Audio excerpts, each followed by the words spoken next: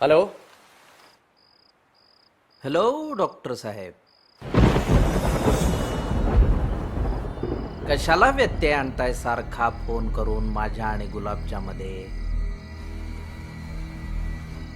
मी केवड्याचं फूल आणलंय गुलाबसाठी आणि आज मी ते तिच्या केसात माळणारच आहे. हॅलो.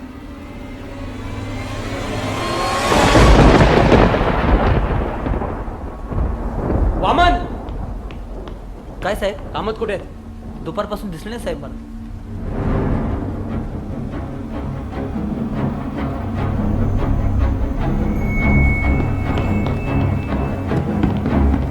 साहेब,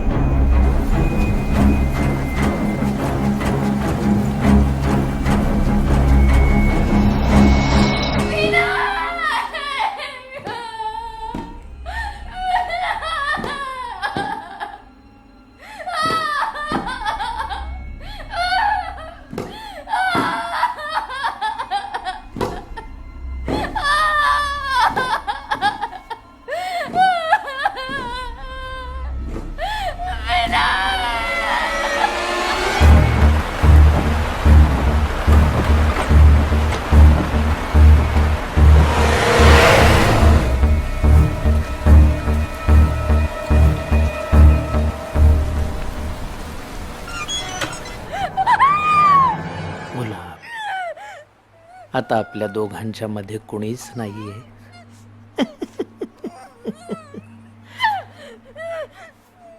किंचाळतीयस कशाला? तूच म्हणाली होतीस ना माझ्यासाठी केवड्याचं फूल घेऊन या.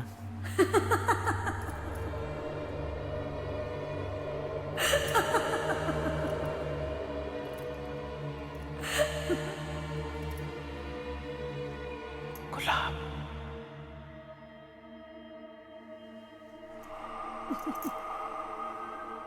किती वाट पाहिली मी तुझी गुलाब.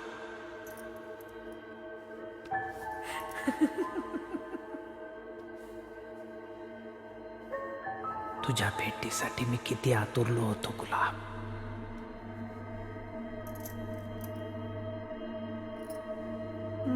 आपल्या भेटीचा योग आलाच ना.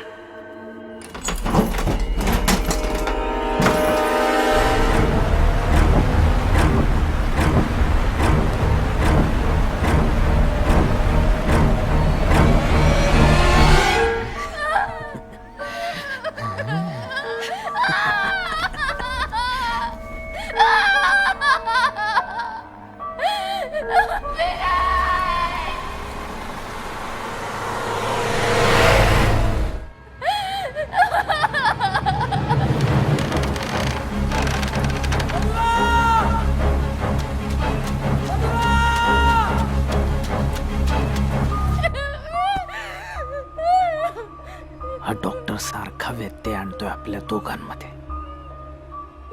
आता मी त्याला ठारच मारून येतो.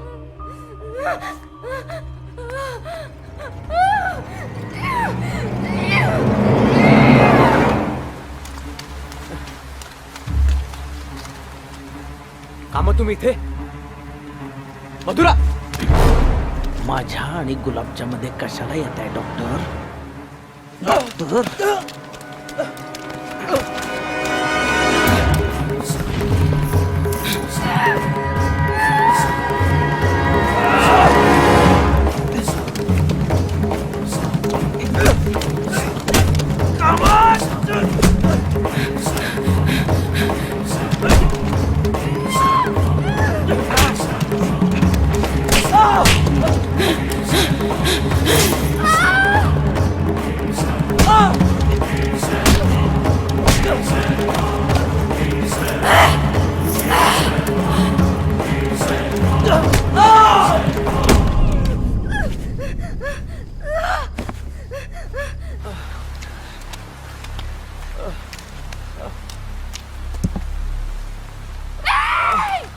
गुलाब, आपल्या दोघांच्या मध्ये हा डॉक्टर येतोय.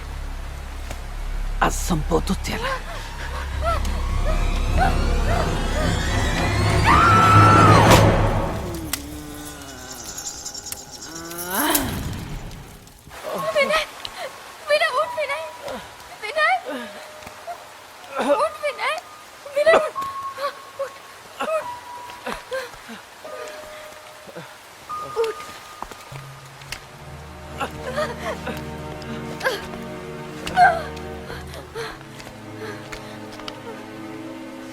मी ठीक आहे.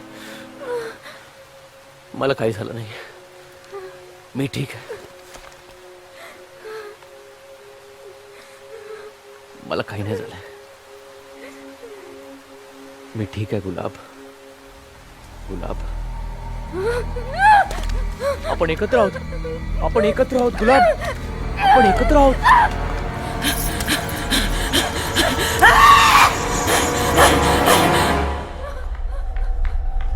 विनय, विनय असं करू कोण नकोस. विनय? विनय, विनय, विनय तू माझा नवरा आहेस. कोण विनय? कोण विनय? मी साहेबू आहे. मी तुझा नवरा आहे गुलाब. साहेबू, तुझा नवरा आहे मी गुलाब. केवड्याचं पान घेऊन आलो मी गुलाब. केवड्याचं पान घेऊन आलो मी गुलाब. मी तुझा नवरा आहे गुलाब.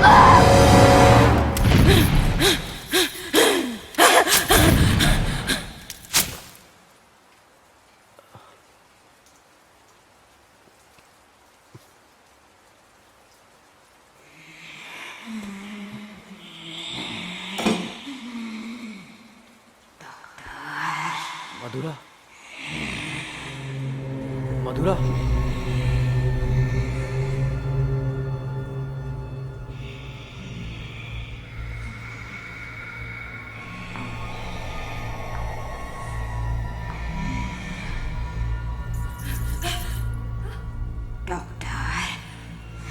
बाईसाहेब, बाईसाहेब असं करू नका. तुमचा नवरा मरेल. तेच तर हवंय मला. कारण जोपर्यंत हा मरत नाही तोपर्यंत माझी गुलाब मला कशी मिळणार? मधुरा, कोयता खाली ठेव. मधुरा, तो कोयता खाली ठेव. मधुरा, तो कोयता खाली ठेव. मधुरा, माझा ऐक. नीट ऐक. रिलॅक्स.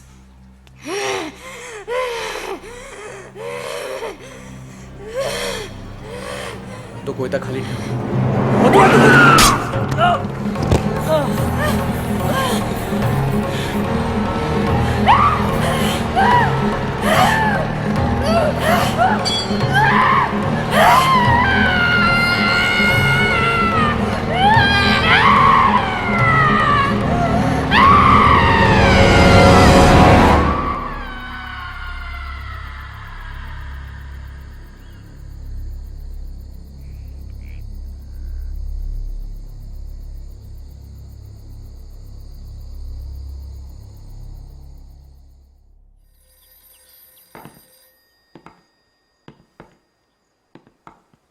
जय हिंद सर.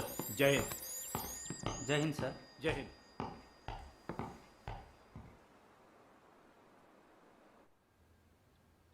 माझ्या जिवारी गाव बसला ही गोष्ट खरी आहे.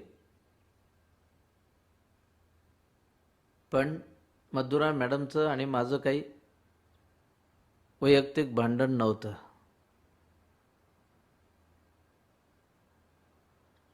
साहेब, माझ्या अंगात साहेबू आला ही गोष्ट खरी आहे. मधुरा मॅडम विषयी आणि डॉक्टर साहेबांविषयी माझी काही तक्रार नाही. काहीच तक्रार नाही.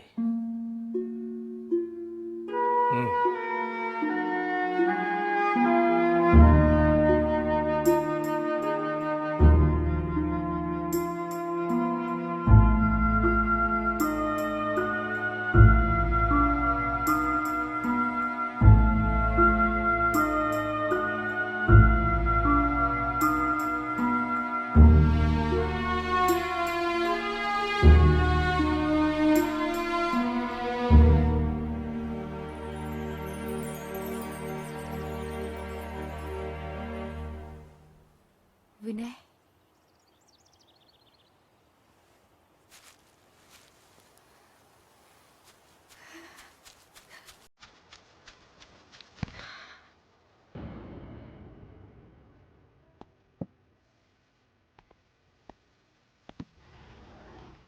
मधुरा, मोकळी हो. विसरून जाते सगळं. केवढा सुंदर प्रदेश आणि केवढी नेगेटिव्हिटी. मधुरा, तुमचा अजूनही विश्वास बसत नाहीये ना?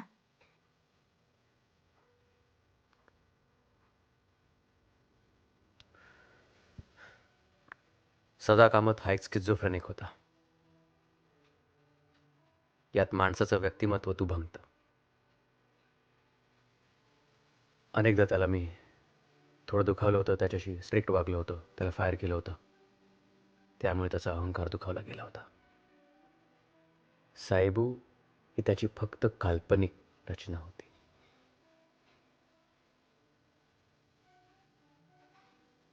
आणि बायजम्मा? भोळ्या बाबड्या गावकऱ्यांवर दहशतीनं सत्ता हवी होती तिला.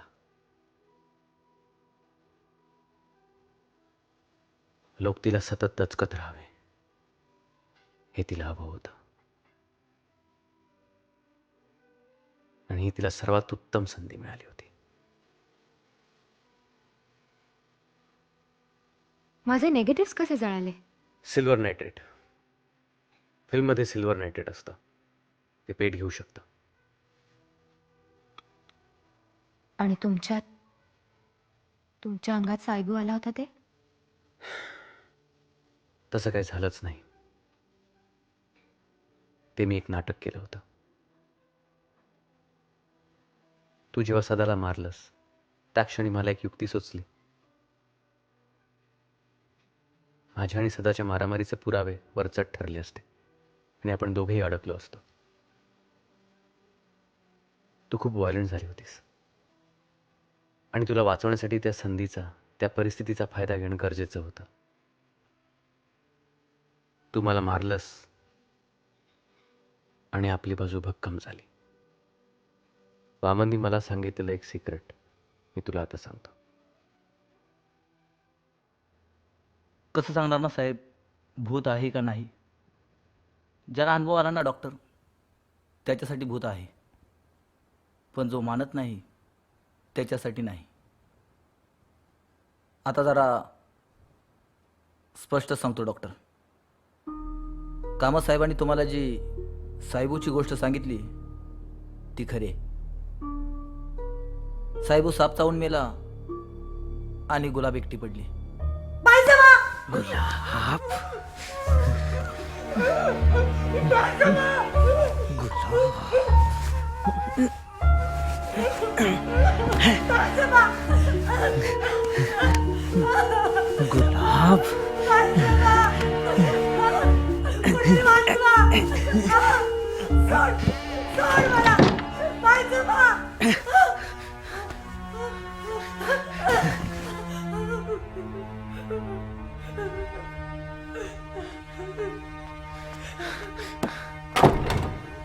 गुलाब आजारी होती. मी औषध घेऊन गेलो होतो. त्याच्यानंतर गुलाब कोणालाच दिसली नाही. कुठे गेली कुणालाच माहीत नाही.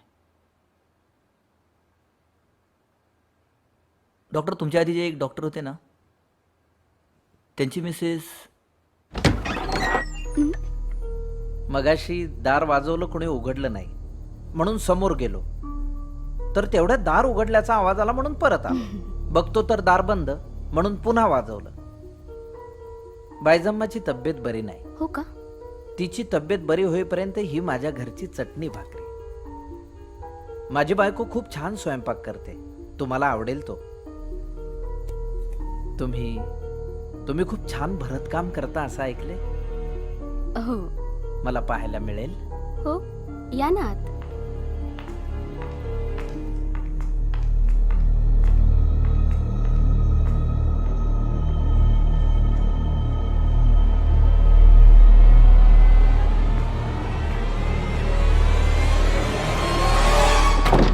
त्यानंतर डॉक्टरांनी तडकाफडकी गाव सोडला.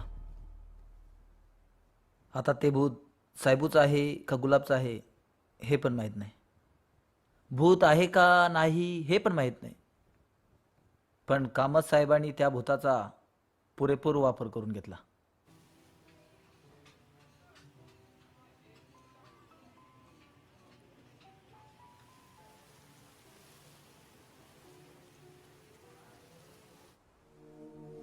साहेबू प्रकरणाचा तुझ्यावर खूप परिणाम झाला होता. तो प्रभाव इतका होता की तू त्या नेगेटिव्ह विचारांच्या आहारी गेली होतीस. भास होणं, स्पर्श होणं हा सगळा त्या परिणामाचाच भाग होता. आणि तो वाढून इतका प्रभावी झाला होता की तुला एक एक क्षणी वाटलं की साहेबांनी तुला झपाटले. Hysteria is a medical condition ज्यात माणसाचा स्वतःवर ताबा राहत नाही. तू हिस्टेरिक झाली होतीस. त्या सगळ्या वातावरणातून आपण आता दूर आलोय म्हणून तुला बरं वाटू लागलं. असं नाही की त्या गावात पुन्हा ती घटना घडणार नाही.